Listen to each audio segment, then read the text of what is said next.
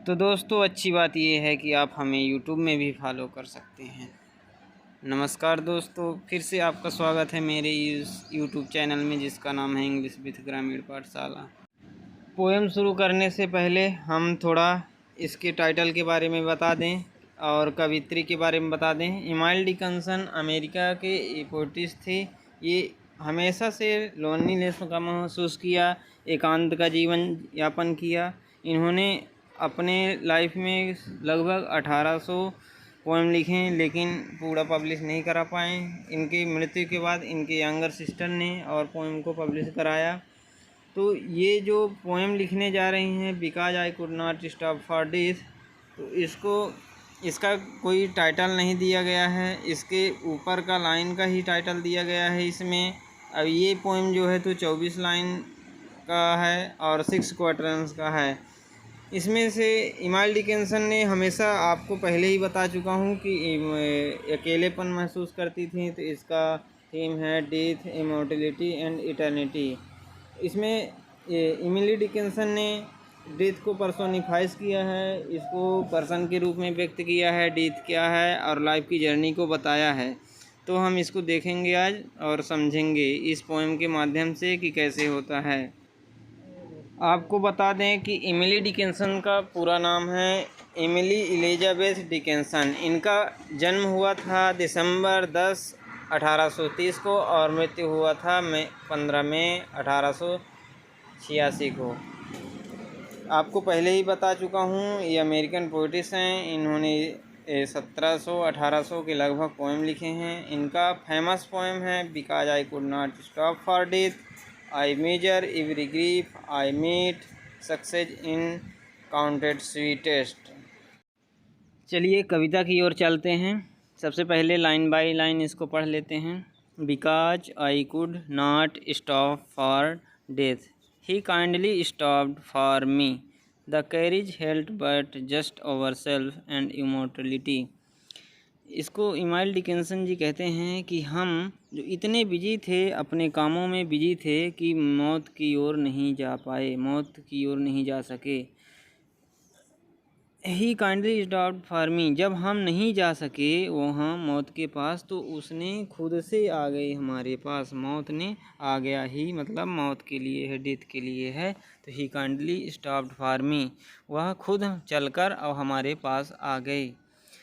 The carriage held but just our self, जो बग्घी मतलब मौत की जो बग्घी थी तो वो रुकी थी, तो उसमें कितने सीटें थी, एक मौत के जो मौत ले जाने वाला था उसके बैठने के लिए और एक मेरे लिए, और एंड इमॉर्टलिटी, और इमॉर्टलिटी के लिए केवल इतने लोगों के लिए जगह थी। तो यहाँ पास इमाइल डिकिंसन ने बहुत विस्तार पूर्वक बताया है कि हम अपने काम में इतने बिजी थे कि मौत के पास नहीं जा सके। मौत खुद प्रेम पूर्वक काइंडली आ कर के मेरे पास रुकी, और उस कैरेज में जो बग्घी था, जो गाड़ी था, बैलगाड़ी की तरह होता है कैरेज मीन्स, तो उसमें उसके बैठने के लिए और हमारे बैठने के लिए जगह थी।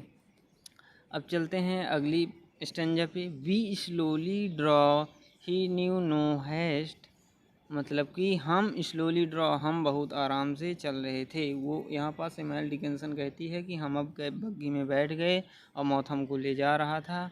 तो वी स्लोली ड्रॉ मतलब हम आराम से जा रहे थे, हम आराम से चल रहे थे, स्लोली स्लोली। ही न्यू नो हेस्ट, उसको कोई जल्दबाजी नहीं थी। किसको जल्दबाजी नहीं थी? वो मौत को जल्दबाजी नहीं थी। ही यहाँ डेथ के लिए पर्सोनिफाइज किया गया है, उसको जल्दबाजी नहीं थी, हम आराम से जा रहे थे। And I had put away, और हमने सब छोड़ दिया था। क्या छोड़ दिया था? माई लेबर, मैं जो काम करती थी अपनी ज़िंदगी में बिजी थी। एंड माई लेजर टू, हम सब क्या दूर कर दिए थे? माई लेबर, अपनी काम और आराम सबको दूर कर दिए थे जब मृत्यु के पास बैठ गए थे। फॉर हिज सिविलिटी, मतलब ये नेचर का वो रूल्स है कि जब मौत आ जाए लेने तो फिर उसको सब छोड़ना पड़ता है, चाहे कितना भी बिजी रहोगे। One day death will be come and to take you. अब देखिए इतना समझ में आ गया है, अब आगे की पंक्तियों पर चलते हैं। अब वहाँ पास इमाल डिकिंसन इस पोएम को ऐसे वर्णन कर रही हैं कि वो यम जो है तो उसको ले जा रहे हैं, वो सब छोड़ दी है।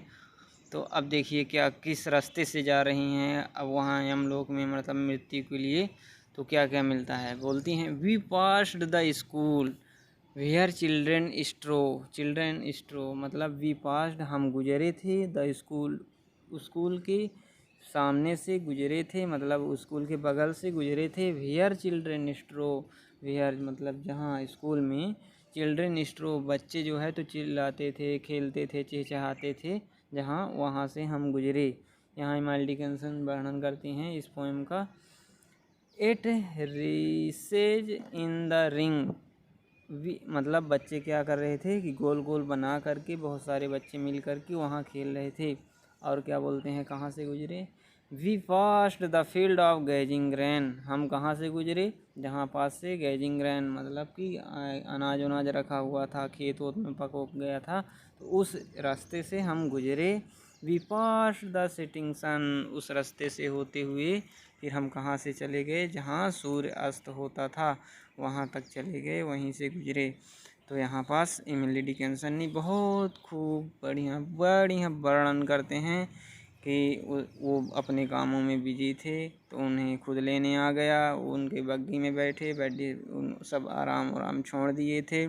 स्कूल होते हुए गुजरे और जहाँ बच्चे घेरा बना के खेल रहे थे।